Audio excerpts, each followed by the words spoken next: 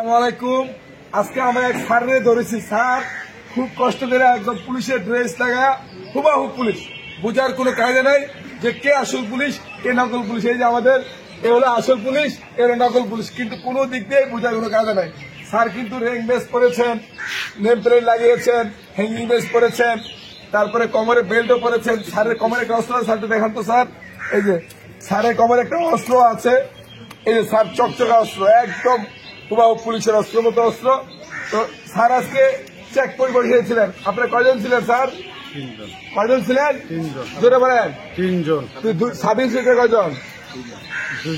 2 জন ছিলেন sub inspector. তাই আপনারা এই যে দুইটা গাড়ি নিয়ে আসছেন, চেকপোস্ট বসাইছেন, চেকপোস্ট বসে আপনার কারণটা ছিল কি স্যার? কারণটা যেই সারে বসাইছে সেই জানে। আপনিও তো র্যাঙ্ক পড়া, আমারে খালি বলছে যে আপনি ব্রেক করে থাকেন। আপনি ব্রেক করে থাকেন। আপনি এর আগে যে স্যার কয়েকটা মামলা ধরা খাইছেন, আমি আপনার মামলা তদন্ত করেছিলাম, আপনি কয়েকটা মামলা খাইছেন এর আগে। আপনি তো এই পুলিশের পোশাক পরে, এই যে আপনি এত পোশাক থাকতে বাংলাদেশে আপনি পুলিশের পোশাক টাইট করে মানুষকে থামায়া, কারণ এখনো মানুষের পুলিশের প্রতি বিশ্বাস আছে, পুলিশের প্রতি আস্থা আছে, এবং পুলিশ দেখলে মানুষ কিন্তু সিগন্যাল দিয়ে থামে। সেই বিশ্বাসটা জায়গাটা আপনি কেন নষ্ট করেন? আপনি যখন একটা খারাপ কাজ করে চলে যাবেন, সমগ্র পুলিশ বাহিনীর বদনামটা হচ্ছে। তা আপনি পুলিশের ড্রেসটা পরেন কেন বারবার? স্যার আমার ভুল হয়ে গেছে। তো ভুল তো এরকম এর আগে বলেন। আর হবে না স্যার। আপনি এর আগে যখন আমি আপনাকে রিমান্ডে এনেছিলাম, তখনও তো আপনি বলেছিলেন ভুল করেছেন। আমার আর ভুল হবে না। এই পোশাক আপনি কবে বানাইছেন? পোশাকটা পোশাকটা আমি বানাইনি স্যার। কে বানাইছে? কে বানাইছে পোশাক? যে আমার আপনার বাড়ি শরীয়তপুর জাজিরা না? জি স্যার। আপনার বাবার নাম কি? আয়ব মোল্লা। আয়াত মোল্লা। আপনার বাবা আপনার মেম্বার না? আপনার বাবা মেম্বার না? জি।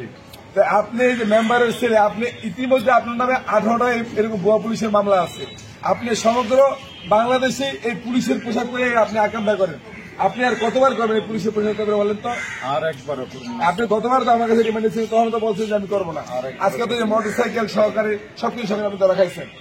তো যাই হোক, আসলে যে কথাটা বলতেছিলাম সেটা হচ্ছে পুলিশের পোশাক পরে এই খারাপ প্রকৃতির লোকরা সাধারণ মানুষকে টার্গেট করে চেকপোস্ট বসিয়ে তারা টাকা পয়সা হাতিয়ে নিত এবং পুলিশের বদনামটা হতো। তা আজকে হাতে নাতে ধরা পড়েছে, এবং 2 জন সাব ইন্সপেক্টর ছিল, ওনারা পুলিশের পোশাক পরা, একজন কনস্টেবল নিয়ে ছিল। তো আপনাকে একজন হাতে নাতে দিতে হয়েছে। তো উনি আসলে অরিজিনাল পুলিশ না, উনি ভুয়া পুলিশ। আপনি কি অরিজিনাল পুলিশ না ভুয়া পুলিশ?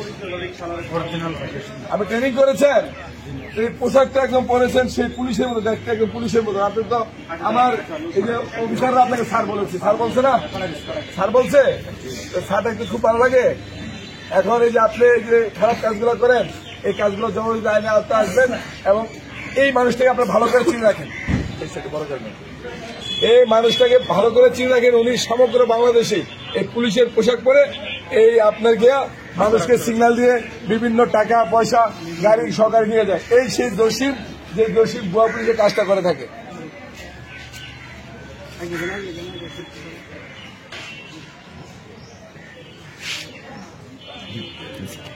এই যে আমাদের